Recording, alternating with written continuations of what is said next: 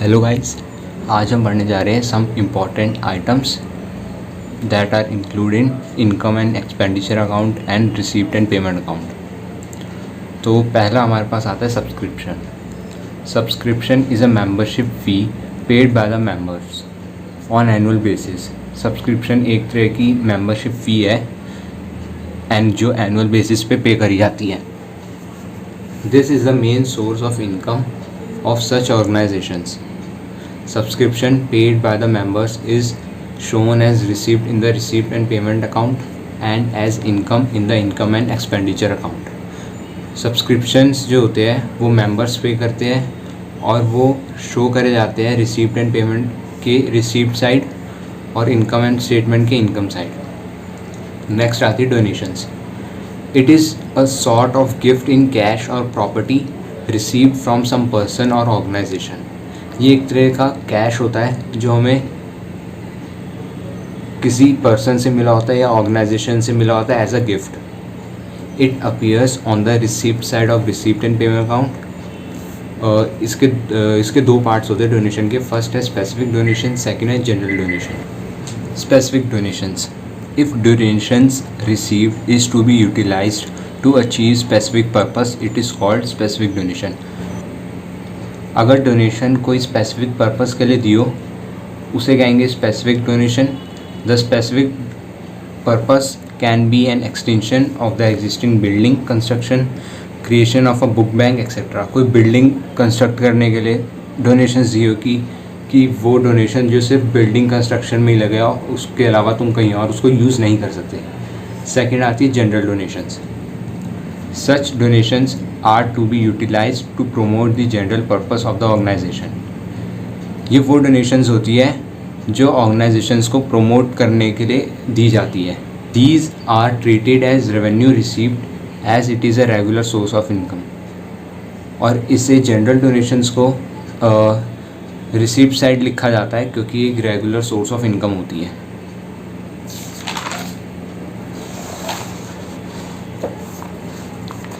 Legacies.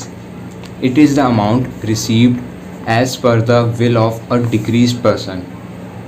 It appears on the receipt side of the receipt and payment account and directly added to the capital fund or general fund in the balance sheet. However, legacies of a small amount may be treated as income and shows on income side. Legacies एक तरह से income होती है organisations के लिए, इसीलिए income and expenditure account में income side आती है और रिसीप्ट एंड पेमेंट अकाउंट के रिसीप्ट साइड आती है। Life membership fees. Some members prefer to pay lump sum amount as life membership fee instead of paying periodic subscription. Life membership fee पूरे life time के लिए होती है, बार बार तुम्हें periodically पे नहीं करना पड़ेगा। एक बार अगर आपने पे कर दी तो पूरी लाइफ टाइम आपने एक तरह से पे कर दी। Such amount is treated as capital receipt and credited directly to the general fund और कैपिटल फंड। ये रिसीप्ट एंड पेमेंट के रिसीप्ट साइड आती है और जनरल फंड और कैपिटल फंड में क्रेडिट हो जाती है डायरेक्टली। फिर आती है entrance fees. Entrance fees also known as admission fee which is paid only once by the member at the time of becoming a member. Entrance fees एक तरह से एडमिशन फ़ी होती है जो मेंबर बनने के लिए पे करी जाती है। In case of organisations like club and some charitable institution is limited and the amount of entrance fees is quite high. Club या बाकी charitable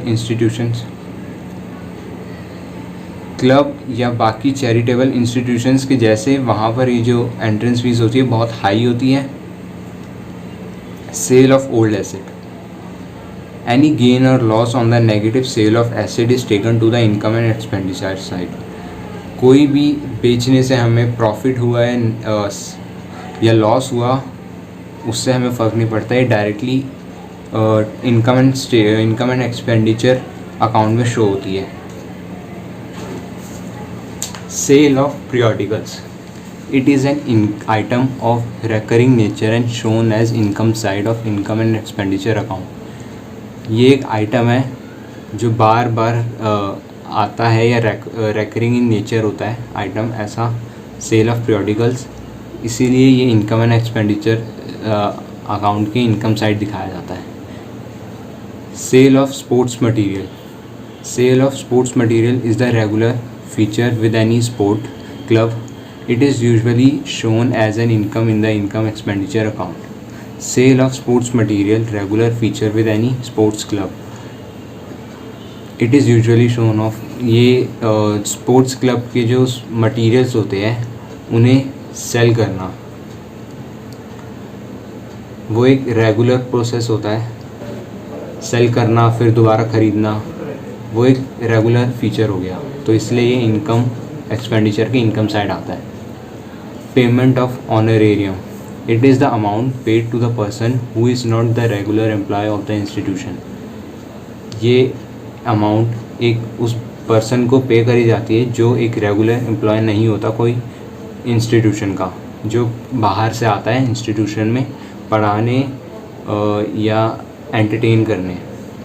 payment to an artist for giving performance at a club is an example of honorarium. वही payment करना एक artist को क्योंकि वो club में एक परफॉर्मेंस दे रहा है, उसे कहते हैं ऑनरेरियम।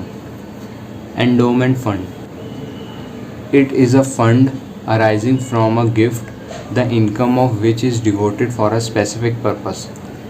ये एक वो फंड होता है जो कोई स्पेसिफिक पर्पस के लिए पे करा जाता है as a gift. Hence, it is a capital receipt and shown on the liability side of the balance sheet as an item of specific purpose fund. Specific purpose fund के नाम से इसे बैलेंस शीट की liability side show करा जाता है और capital receipt में गवर्नमेंट ग्रांट। जो स्कूल कॉलेजेस हॉस्पिटल्स होते हैं वो तभी अपना काम करेंगे वहाँ के लोग जब उन्हें गवर्नमेंट कहेगी। The recurring grants in the form of maintenance grant is treated as revenue. उन्हें रेवेन्यू रिसीप्ट की तरह ट्रीट करा जाता है और वो इनकम एंड एक्सपेंडिचर के इनकम साइड दिखाया जाता है, यानी और वो क्रेडिट होते हैं इनकम एंड एक्सपेंडिचर अकाउंट पर। Building grant are treated as capital received and transfer to building fund. जो बिल्डिंग ग्रांट्स होते हैं जो बिल्डिंग्स के लिए होती हैं स्पेसिफिकली, उन्हें कैपिटल रिसीप्ट की तरह ट्रीट करा जाता है और बिल्डिंग ग्रांट फंड के नाम से उन्हें ट्रांसफ़र करा जाता है। ये है रिसीप्ट एंड पेमेंट अकाउंट और वो आइटम्स जो इनमें आते हैं। फर्स्ट आते हैं रिसीप्ट और डोनेशंस। डोनेशंस में general donation, specific donations, entrance fees, legacies, sale of investment, sale of fixed asset, subscription from members,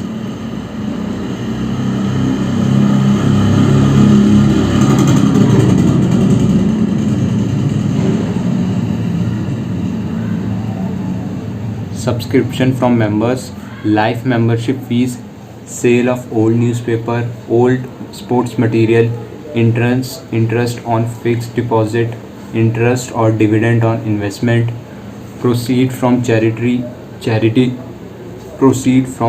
shows, sale of scrap, grant in aid, interest, dividend on specific fund investment, miscellaneous receipt. Payment side, purchase of fixed asset, purchase of sports material, investment in securities, postage and courier charges, advertisements, wages and salaries, honorarium, telephone charges, electricity and water charges, repairs and renewals, upkeep of playground, conveyance charges, subscription for periodicals, audit fees, entertainment expenses, municipal taxes, charity and insurance। ये वो important और specific items हैं जो receipt and payment side show होते हैं।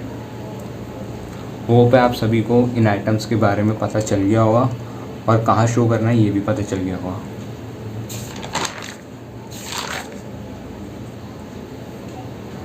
और ये process होता है कैसे हमें ये अकाउंट क्रिएट करना होता है। फर्स्ट आता है हमारा balance BD, cash in hand, cash at bank. अगर बैंक ओवरड्राफ्ट होगा तो बैलेंस BD पेमेंट साइड दिखाएंगे रिसीप्ट साइड सब्सक्रिप्शन आता है, जनरल डोनेशंस आते हैं, वो सब आ जाएंगे। उसके बाद payment side rent, wages and salaries, rates and taxes, insurance, ये सब आइटम्स आ जाते हैं। और लास्ट में पेमेंट साइड, अगर हमें receipt side cash in bank, cash at bank दे रखा है तो हम इसके बैलेंस सीडी में यहाँ पर cash in hand and cash in bank दिखाएंगे। और अगर बैंक ओवरड्राफ्ट है तो बैलेंस बीडी दिखाएंगे।